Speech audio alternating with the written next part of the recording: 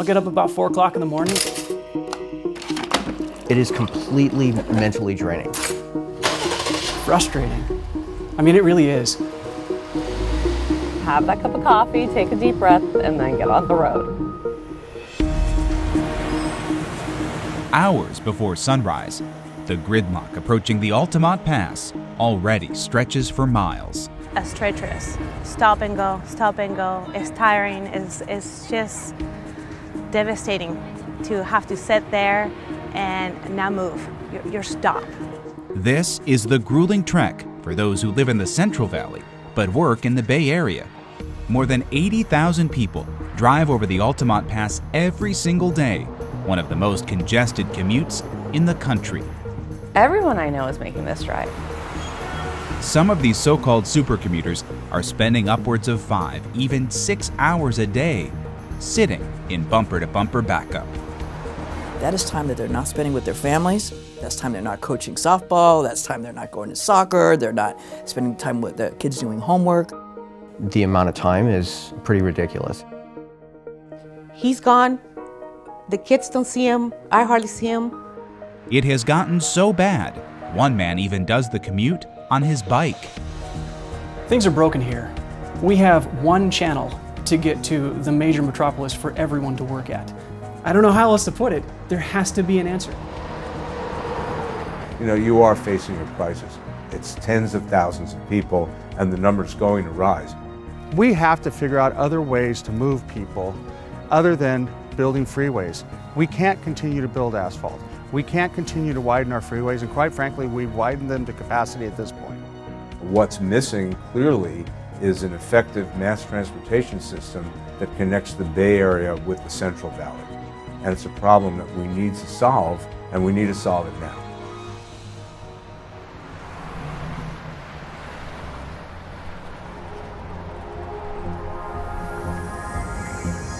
The Silicon Valley tech boom has driven strong job growth, but also helped lead to a critical shortage of affordable housing. For every 6 Bay Area jobs that are created, just 1 home is built. Folks have moved to the Central Valley because of the affordability and the nice house and the nice schools, and kept the jobs in the Bay Area and the East Bay, making that commute. So the more people that move to the Central Valley, the more we increase the commute time. San Joaquin Valley commuters now represent the heaviest flow into the Bay Area. And to really understand how it impacts quality of life, you have to hear it from someone who does the drive every day.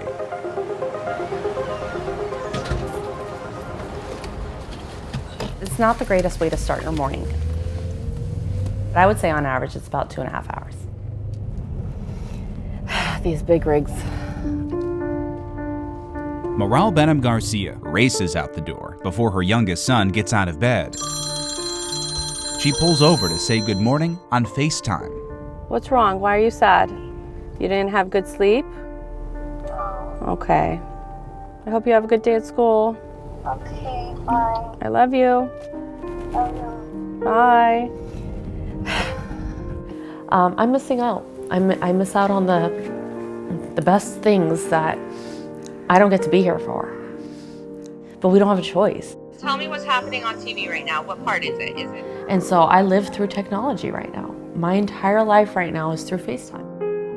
I get in, if I'm lucky, 7 o'clock. By the time 7 rolls around, I have 1 hour with my children before their bedtime. They are just one of countless families dealing with the same struggle. It's extremely difficult. It's probably the hardest thing for me, and that's why this is so important to me. Because with the current infrastructure, I'm suffering. My children are suffering. Having 1 hour with my kids is devastating for me as a parent. And it's insane that it's due to a commute.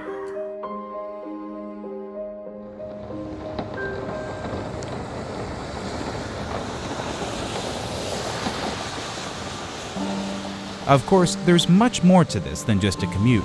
It's a quality of life issue with wide-ranging impacts. I think it's an important public health issue. Numerous studies link mega commutes with higher blood pressure, obesity, and of course, increased stress. The number of people commuting from San Joaquin County into the Bay Area is rapidly rising, by 30% in recent years. I know in our county, we do have higher rates of obesity and prediabetes, diabetes, high blood pressure, heart disease. I think there's other factors that can go into that, but I think we can also point to, again, inactivity and having to commute is one of the contributing reasons. The family dynamic suffers too. Researchers point to long commutes, contributing to anxiety and depression. When you get stuck at a long day at work once, it's one thing. But when you get stuck there a long time and then you have a 3-hour commute to get home, and you get home after dinner and after the kids are in bed, what can you do? You can't be a dad. You can't even be a husband at that point. Families fall apart because we're not there. Much more than a traffic jam. Yeah, it's a traffic jam in life. That's not what makes a strong community or society.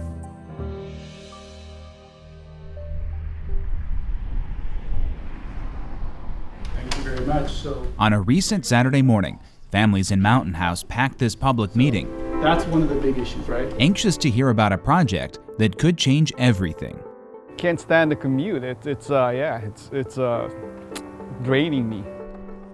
They're here to learn about ValleyLink, a vital commuter rail project that would connect the San Joaquin Valley to the Bay Area, connecting people, housing, and jobs. Everybody in Mountain House for sure would love ValleyLink to happen. ValleyLink would extend commuter rail from the Dublin Pleasanton BART station, adding several stops along the I-580 corridor, as well as in Mountain House, Tracy, River Islands, and North Lathrop. A future phase will reach Stockton. The project would provide frequent, reliable service in both directions, and it would connect BART and ACE, a key part of providing mega-regional access to 800 miles of existing rail and 90 existing stations. The project closes a gap in the regional rail system and facilitates access to job centers in all directions. Right now, 580, 680 is a mess. The biggest problem is ACE doesn't connect to BART. What ValleyLink does is it connects both of them. The Tri-Valley San Joaquin Valley Regional Rail Authority, a coalition of cities and agencies in the Northern California megaregion, is leading the effort. The authority was established in 2017 by Assembly Bill 758, co-authored by Assemblymember Catherine Baker and Assemblymember Susan Eggman. I am just a firm believer in if there's a problem, we should find a way to solve it. We're California, it's 2019. We must figure out a solution to make sure that our community continues to grow strongly and healthier. And ValleyLink is that solution. ValleyLink is the solution for also the economic growth of our Central Valley. Here's the path ValleyLink would take. The authority is working collaboratively with Union Pacific to operate trains on their existing right-of-way through the San Joaquin Valley.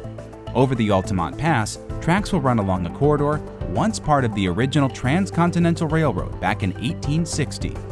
In the Tri-Valley, tracks will be built along I-580.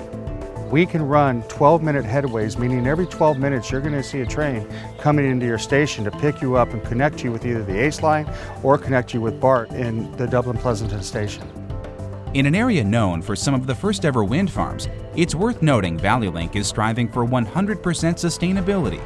Hybrid trains, similar to eBART and Antioch, would be used, with conversion to full battery-powered trains in the future, dramatically cutting greenhouse gas emissions by taking cars off the roads and using clean technology. We want to make sure that we are a model not only for ValleyLink, for what we can do here in California, but what we can do in the nation.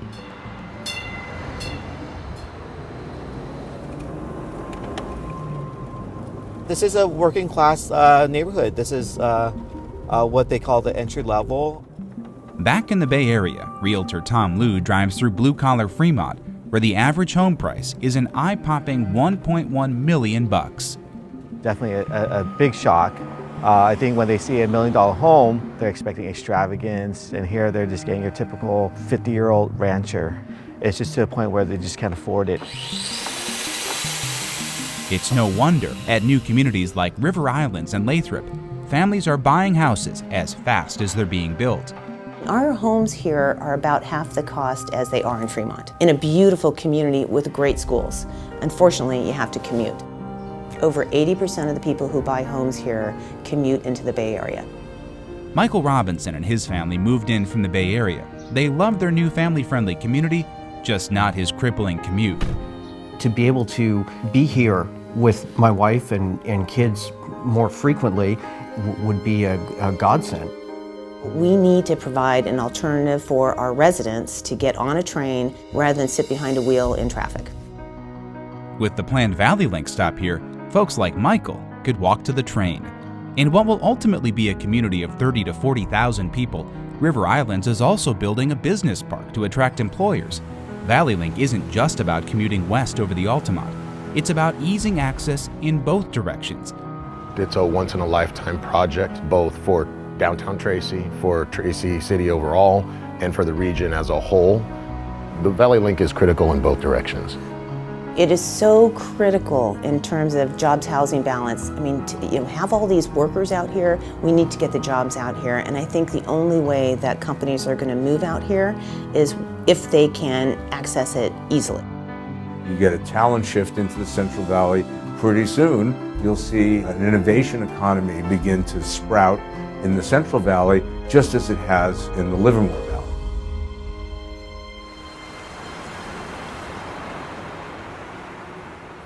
Silicon Valley gets the headlines, but the Tri-Valley sits at the heart of innovation in the Northern California megaregion. In the Tri-Valley, it's 19th in the world in terms of venture capital dollars right here in the Tri-Valley. So, people talk about Silicon Valley, but there's so much happening here in terms of just the life sciences, the tech sector. There are more than 450 tech companies here and 300,000 jobs. The Tri-Valley economy generates $42 billion every year, and with Valley Link, there's the potential for much more. I grew up here in Dublin, and I remember what the Tri-Valley was like before BART. Very much just a bedroom community, a sleepy community, nowhere close to where it is today. The thing that changed the Tri-Valley overnight was when BART came to Dublin Pleasanton. You saw the jobs come. You saw people not just commuting out, but people commuting in. The Tri-Valley's best days are ahead of us, and I think Valley Link will really help close that transportation gap that exists, and be able to connect people to the job centers that are here.